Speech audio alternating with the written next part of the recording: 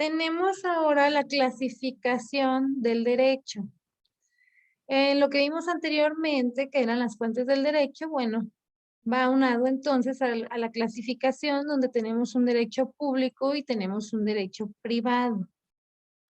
Dentro de ese derecho público y de ese derecho privado, existen ciertos antecedentes, ¿sí? Para que surgiera precisamente esta clasificación y todos los rasgos que lo identifican. Y tenemos aquí parte de la historia o de ese antecedente para que pudiera señalarse como esta clasificación lo menciona o esta división lo hace, que es el derecho público y el derecho privado. Vamos a ver ciertos periodos dentro del derecho romano, de los que a lo mejor tenemos conocimiento y ya hemos estado viendo, pero son las características principales que conforman ese fundamento, de donde surge esta clasificación dentro del derecho público y del derecho privado, y hasta entonces, en la actualidad, cómo es manejada esta teoría y si es necesario, si no es necesario, cómo es que subsiste, ¿sí? Entonces vamos a ir viendo muchos antecedentes dentro de esta clasificación, pero de igual manera, también como acelerando una parte de esa historia para no frenarnos tanto y alcanzar a recorrer pues el contenido que tenemos que recorrer. Tenemos aquí entonces la clasificación precisamente que vamos a analizar de ese antecedente de la clasificación. Tenemos aquí número 1, el derecho romano arcaico, y tenemos las fechas entonces en las que se promulgan esas leyes y el nombre de esas leyes, ¿sí? Que son las leyes de las 12 tablas. Tenemos como número 2 un derecho romano preclásico, igual, también con ciertas fechas y el nombre de estas leyes, ¿sí? Que se promulga, hasta cuándo. Tenemos el número 3, que es el derecho romano clásico, que generalmente es con el que vamos desarrollando nosotros la teoría. El número 4, que es el derecho romano posclásico, y el número 5, el derecho romano justiniano, ¿sí? Todos estos tienen aquí las fechas en las que surge precisamente cada uno de estas normas y de esta clasificación, ¿sí? El cómo va a ir funcionando entonces todo ese proceso. Tenemos el derecho público, entonces, cómo se manejaba en ese derecho o en ese gobierno romano, y tenemos 3 divisiones aquí. La primera es el sacro, según los sacerdotes, y el tercero, un magistrado, ¿sí? Tenemos de qué se encargaba cada quien. Y ahí había, por ejemplo, en el número 1, un culto a ciertos dioses, diversos ritos, sacrificios, ¿sí?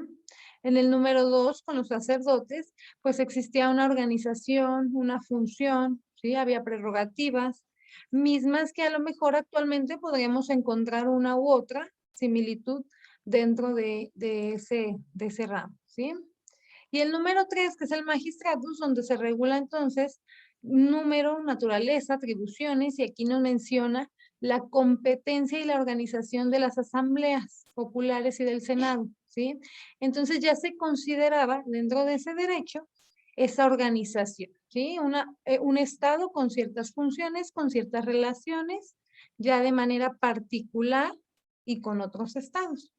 Entonces, podía ser precisamente la modificación y la clasificación de esos órganos para poder deslindar las responsabilidades que se fueran expresando de ese modo, ¿sí?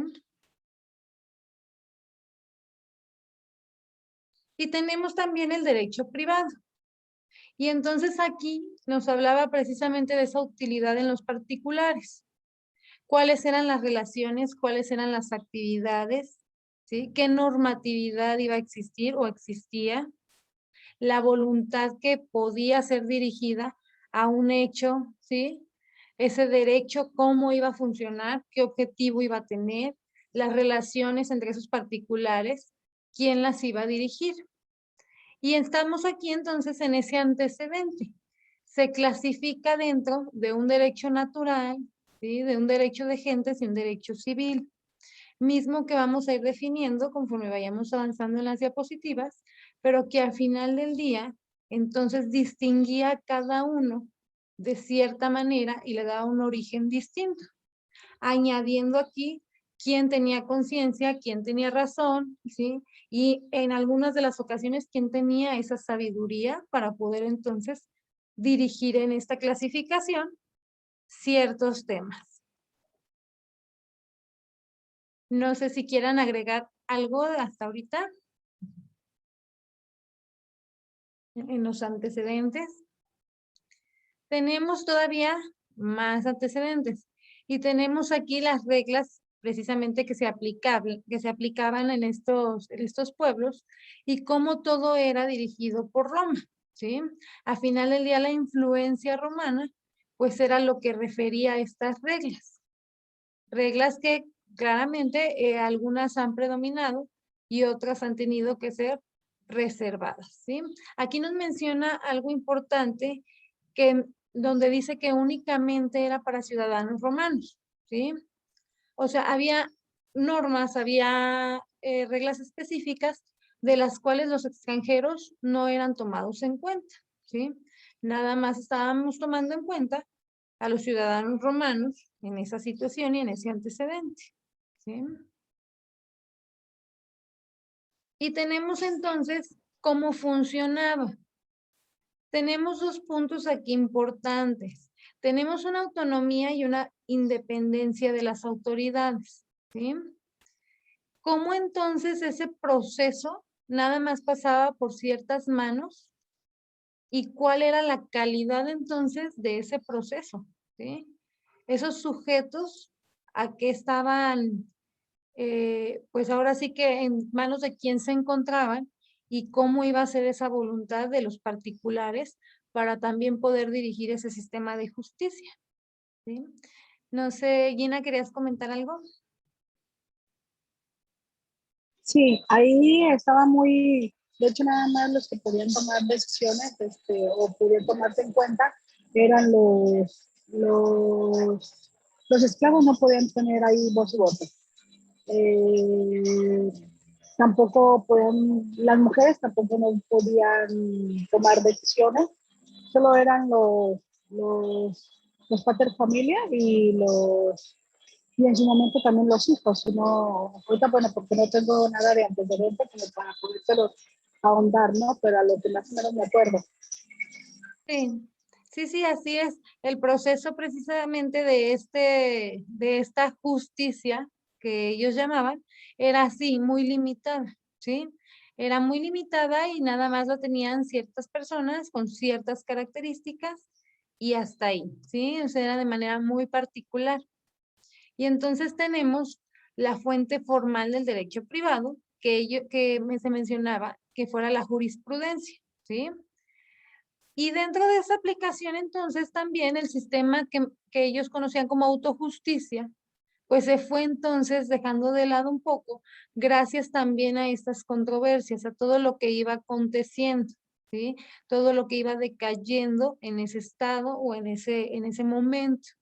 Entonces aquí van surgiendo ya instituciones políticas, van surgiendo participación de los particulares, ¿sí? Pero todo fue un proceso muy lento y precisamente donde estábamos enfocados en la esclavitud, ¿sí? En ciertas características que no permitían que la justicia fuera justicia, ¿sí? A final del día.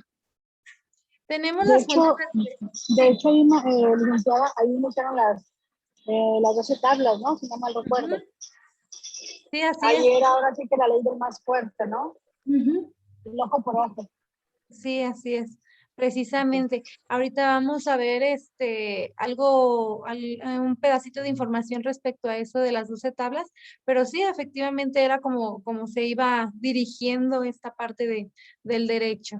Y aquí tenemos las fuentes del derecho romano, o sea, cómo eran consideradas entonces en esos primeros siglos dentro del derecho romano, cómo lo fundaron, cuáles eran las generaciones que iban siguiendo esas tradiciones, ¿sí? Ese conocimiento. Y entonces aquí sí tenemos ya mencionando aquí en esta diapositiva precisamente el acuerdo que se crea para esa ley de las 12 tablas, ¿sí? Donde se actúa, perdón, de manera pues muy diversa a lo que es ahora. Tenemos aquí la ley de las 12 tablas y entonces aquí, ¿cuándo se promulga? ¿Sí? Estamos hablando entonces de los principios de estas leyes y cómo se fue llevando a cabo también esa transformación, porque recordemos que gracias a que es un derecho cultural y a un derecho consuetudinario, entonces es como se va a ir modificando. Y aquí tenemos cómo se regía precisamente, ¿sí? Inclusive también qué se fue como revocando en esas normas contenidas que estaban ahí y cómo se fueron elaborando después entonces en esa cuestión de la ley pública, ¿sí? Estas diapositivas yo se las voy a dejar en el apartado de la tarea del día de hoy para que ustedes tengan la información y puedan leer un poquito más a profundidad para no ahondar tanto en detalles como estos de los patricios y todos estos detalles para alcanzar a abarcar los temas correspondientes, pero sí es parte pues del antecedente necesario para conocer la evolución que hemos tenido hasta el momento. Tenemos como número 3 aquí los plebiscitos y entonces aquí también cómo eran tomadas esas decisiones, ¿sí? ¿Quiénes, cuándo, y entonces cómo iban a considerarse como verdaderas leyes? ¿Sí? ¿Cómo iban a actuar en base a esto? El número 4 también la interpretación de los pontífices y de los jurisconsultos, ¿sí?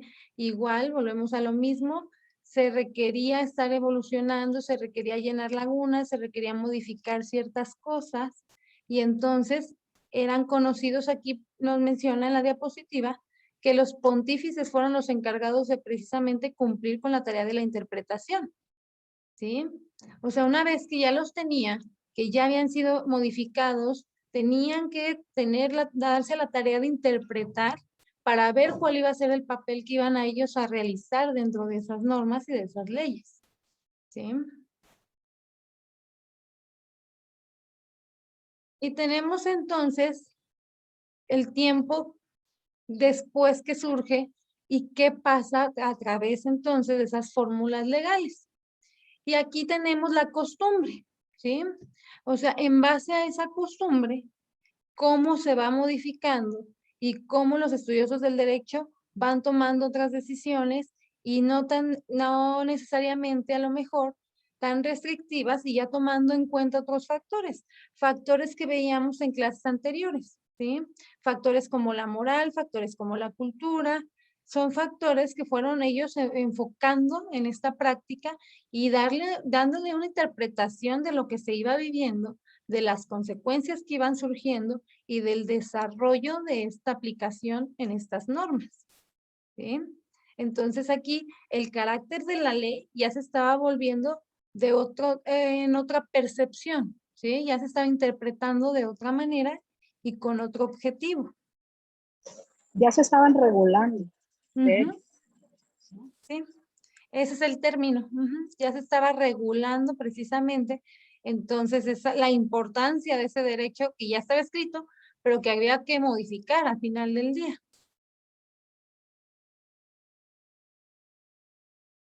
Y tenemos como número 5 a los senadoconsultos, ¿sí? En ese momento.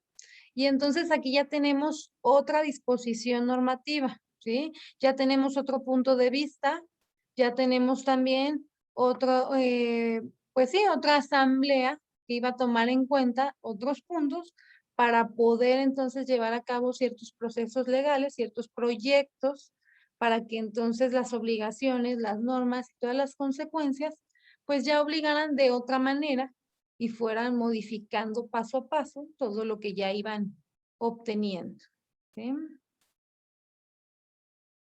Tenemos como número 6 las constituciones imperiales también. ¿sí? Lo que sucede y cómo se distinguía a partir entonces de esas decisiones. Y tenemos aquí 3 puntos que nos señala, ¿sí? Dice aquí, los edictos publicados pues eran por el emperador, ¿sí? En ese momento. Tenemos las decisiones judiciales también, cómo eran sometidas a jurisdicción y cómo se señalan en esa teoría. Y tenemos, Maestra, manda, licenciada, aquí me gustaría como lo que menciona, como apuntalar lo de los edictos. Es ajá, como ahorita, para que, bueno, los compañeros, los edictos son como las publicaciones que se hacían para el pueblo. ujú, Es lo mismo ahorita cuando tú vas a llevar un consultorio intestamentario, tienes ujú, que pagar edictos. Es algo muy parecido en esa época. Tienes ujú. que notificarle a la gente para ver quién está interesado en ese juicio. Era algo muy parecido en esa época. ¿Es correcto? Sí, sí, tenía que cerciorarse de pagar precisamente ese edicto para que pudiera ser Sí. publicado y entonces darlo a conocer. Ujú. Sí, así es como iba surgiendo. Ujú. Y también tenemos entonces las prescripciones imperiales, cómo eran dirigidas precisamente a los magistrados, ¿sí? Sí, y es en esas prescripciones imperiales, pues era ya también una imposición, ¿sí? No era tan, pues como una opción, ¿sí? Número 7 tenemos la ley, cómo se fue clasificando en una ley pública y en una ley privada, ¿sí? Cómo surge esta diferencia y quién la declara y quién la dispone y en base a qué también, ¿sí? En qué momento surge la necesidad de tener que separar y de intervenir en una ley pública y en una ley privada, ¿sí? Pública, bueno, aquí hace referencia a un término que es el pueblo, y entonces ahí ya tenemos como cierto rango, inclusive aquí en la diapositiva no lo menciona, cierto rango de ignorancia, ¿sí? Porque no era precisamente el enfoque que se le tenía que dar. Sin embargo, ese fue en el momento con que se vinculó hacia ese término que era más dirigido como a las preocupaciones y a la regulación del pueblo, ¿sí? No era como lo que conocemos ahorita actualmente. Tenemos aquí de nueva cuenta los edictos, nada más aquí ya, cómo entonces contamos ya con las opiniones, el progreso, la importancia, ¿sí? Y cómo iban a funcionar estas publicaciones, cómo se iba a dar esa facultad, quién lo iba a establecer y cómo se iba a ir modificando, ¿sí? Y es el camino que se da precisamente entre esos particulares para ir interpretando la ley y poder ahora sí entonces tratar como simple ciudadano también esa publicación y no nada más de los funcionarios públicos, ¿sí? Ya entonces estábamos tomando en cuenta otras categorías para que se diera a conocer pues esas pretensiones, ¿sí? Y tenemos la evolución precisamente igual de esos edictos y tenemos ciertos autores que nos mencionan esta parte de la historia y tenemos las instituciones de Gallo, dice aquí abajo, ¿sí? En esta diapositiva hay ciertos autores y cierta bibliografía que vamos a estar trabajando en base a estos antecedentes, ¿sí? Pero lo que ahorita queremos o quisiera enfocarme más es pasando esta parte de la historia en lo que es la actualidad, para que podamos también la próxima clase, que me parece que es presencial, comenzar con el tema siguiente y enlazarlos y que encuentren pues esta parte de la diferencia que surge a partir de aquí. Igual aquí tenemos como número 11, Corpus Juris Civilis de Justiniano, ¿sí? Que sucede a partir entonces de la muerte de Alejandro Severo. ¿Cómo surge estas fuentes del derecho? ¿Quién las considera? ¿Cómo se crean? ¿Sí? ¿Cuál es el conocimiento público precisamente? ¿Cuáles son los códigos que surgen? ¿Cuáles son las constituciones? La clasificación que se le da, ¿sí? pero esto ya es más a profundidad dentro de esos antecedentes, ¿sí? Dentro de esa clasificación. Y entonces tenemos esa clasificación del derecho público y el derecho privado, que precisamente entablan las instituciones de Justiniano, particularmente dice aquí en el digesto, donde Opiniano señala que son las posiciones que se ofrecen dentro del estudio del derecho, ¿sí? El derecho público, donde contemplamos la condición de ese pueblo romano, que era lo que les comentaba anteriormente, y el privado que atiende la utilidad de sus particulares, ¿sí? Esa utilidad privada. Entonces ahí tenemos cuestiones muy relativas. Por ejemplo, el derecho público nos menciona como lo relacionado a esta parte del culto, de la religión, de los sacerdotes, de los magistrados, ¿sí? Y el derecho privado, entonces ya tiene integrado otro tipo pues sí, de preceptos como el derecho natural, el derecho de agentes, el derecho civil, ¿sí? Pero fíjense cómo entonces el derecho público es diverso al derecho privado en este sentido, donde nosotros en la actualidad manejamos diferente estas dos ramas, ¿sí?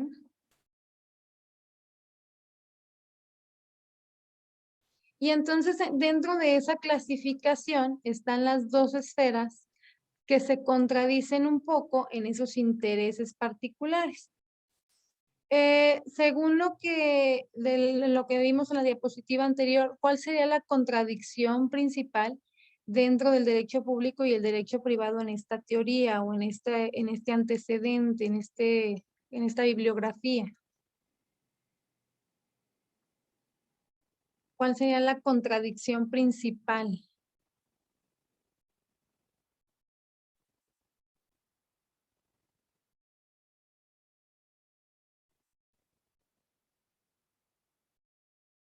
Aquí me está Ah, hablando, por ejemplo, sí, me llena.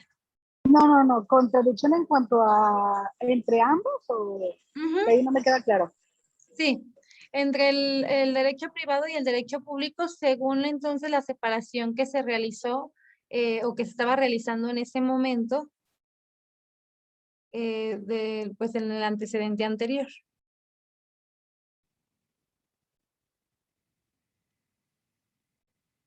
Porque nos menciona un culto, nos menciona o sea, el sacerdote, y entonces en la parte particular ya nos está mencionando otras características. Y son, por ejemplo, nos está señalando pues ese conjunto de normas que se contradicen en esos intereses particulares al final del día, por la oposición que se va presentando entre pues el Estado, los particulares, esta voluntad, ¿sí? El propio bien individual.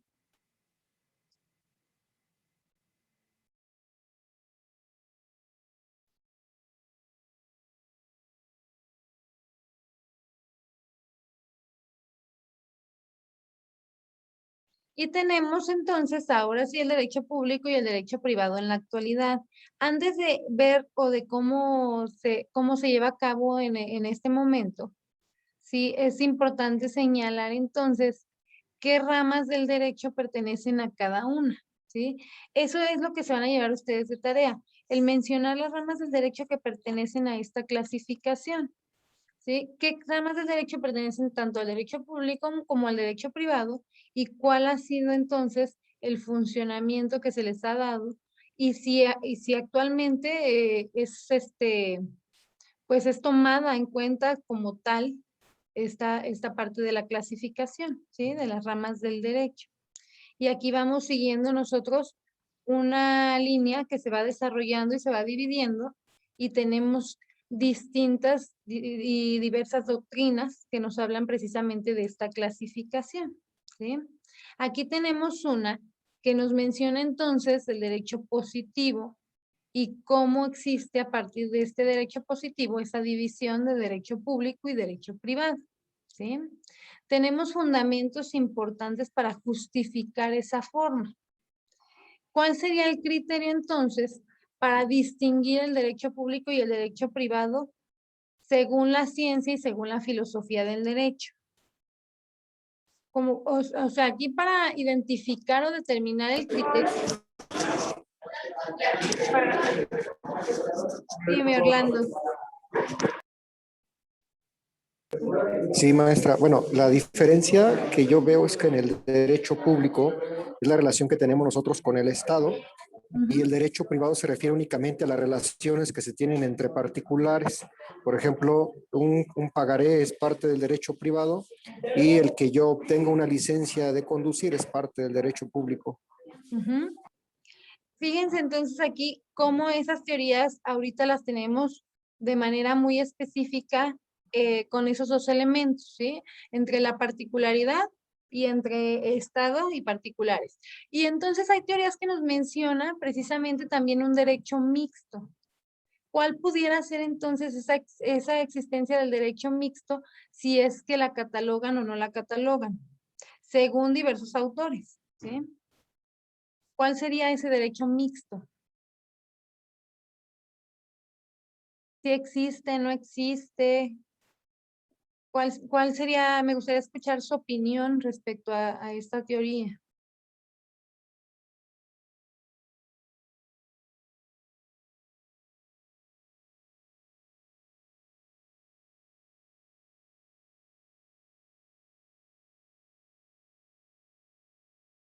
Ese derecho mixto, o sea, ¿se puede combinar la rama del derecho público y la rama del derecho privado o no?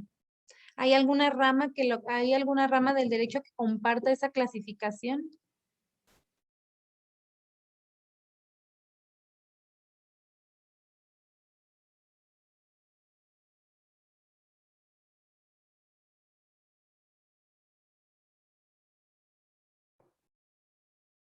A ver, Perla, coméntame.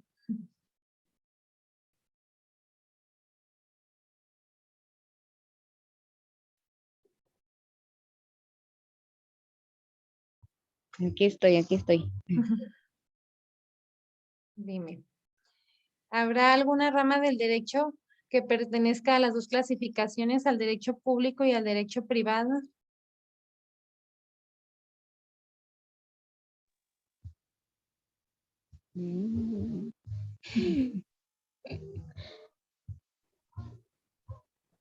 Puede ser la ley agraria, es Entonces, público y es privado. Civil, ¿no? el derecho, Es social la ley agraria, ¿no, maestra? el Es parte de, del derecho social igual que el laboral. ajá, dentro de esta clasificación, volvemos a lo mismo, hay diversos autores que niegan rotundamente la existencia de cualquiera de esta clasificación, de estas ramas del derecho, y hay autores que van a querer o que quieren agregar precisamente esta otra tercera rama en derecho mixto, derecho social, ¿sí? La rama del derecho social es relativamente nueva, precisamente donde integramos todas estas, pues sí, todas estas normas, todas estas reglas que pretenden como combinar el derecho público y el derecho privado, ¿sí? O no que pretenden, o que lo hacen de manera, pues como muy, muy lejana, pero de todas maneras, pues ahí tenemos la tendencia a la que vamos, ¿sí? Entonces, todas estas teorías han sido modificadas, se han ido señalando como extras. Algunas las niegan la existencia de todas, otras quieren agregar otra rama, otras nada más nos dejan con la clasificación del derecho público y del derecho privado, ¿sí? Y aquí tengo, de hecho, en esta diapositiva, en el último párrafo, varios de los autores, cómo cada quien tiene su propio criterio y su propia opinión respecto a esta distinción, ¿sí? Y entonces tengo también las teorías que aceptan esa división del derecho. Antes de pasar a las teorías que aceptan esa división del derecho, que vamos a continuar viendo, sí me gustaría dejarles de actividad, les voy a abrir un espacio en la plataforma con la actividad del día de hoy, para que elaboremos la clasificación de las ramas del derecho, ¿sí? O sea, las ramas del derecho, ¿en qué clasificación van? Derecho público, derecho privado. y según la teoría que ustedes fundamenten, si es que hay otra clasificación más para agregar entonces estos elementos que nos falten dentro de esas ramas, ¿sí? Dentro de estas ramas tenemos que involucrar el derecho mercantil, el derecho civil, el derecho penal, el derecho laboral, el derecho fiscal, ¿sí? Y darle entonces el origen que corresponde a cada una de estas clasificaciones. ¿Sí se entiende la actividad?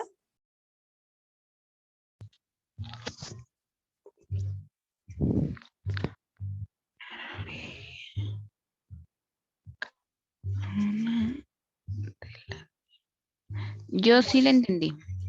Bien, Perla. Entonces, esa sería la actividad que correspondería al día de hoy. Estas teorías las vamos a estar trabajando y vamos a completarlas en la clase que sigue, junto con el tema, lo vamos a combinar con esta parte de la clasificación de las ramas, para que tengamos entonces también la base de ese contenido y ya poder determinar si esa teoría es pues si es aceptable o no es aceptable dentro de esa división del derecho. ¿Sí? ¿Dudas, preguntas? Todo bien, maestra. ¿Sí? Bueno, en cuestión de la siguiente clase que es presencial, también vamos a abordar dentro de ya pasando esta parte de la clasificación, vamos a comenzar con lo que son derechos humanos y garantías individuales. ¿Sí? Toda la clasificación. Por si, yo sé que ahorita ya en sus dispositivos y demás traen la Constitución, ¿sí? Traen tratados internacionales y demás, pero para que sí vayan, no nos tomen así como desprevenidos, sí hay que traer la Constitución para comenzar a tratar, pues, del artículo 1 al 29 de la Constitución, que es donde nos van a señalar los derechos humanos y las garantías individuales. ¿Vale? Entonces, sí les pido que la siguiente clase, pues, nos veamos con la Constitución y la actividad que corresponde al día de hoy.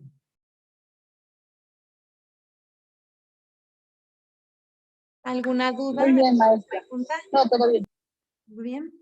Bueno, de mi parte, pues ahorita sería todo, pero sí les encargo la actividad, les voy a abrir el espacio y tenemos toda la semana para poder subir la actividad, ¿sí?